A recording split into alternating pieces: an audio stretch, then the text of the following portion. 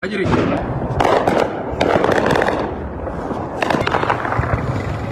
have a big problem in Sudan. I'm just looking at the reports. Bombing is escalating.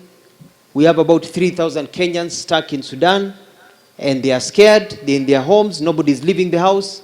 And Your Excellency, I want to assure you and to assure Kenyans that we are aligned. We've talked to Kenya Airways. They are ready, if things get out of hand, to bring Kenyans back here. We are asking Kenyans, wherever you are, whenever you go overseas, please register with the embassy, because you don't know what will happen.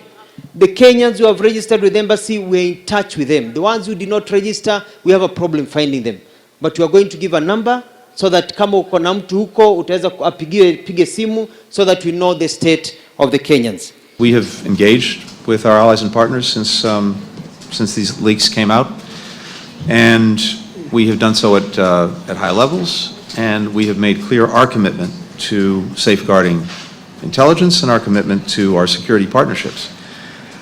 What I've heard so far, at least, is an appreciation for the steps that we're taking, and it's not affected our cooperation.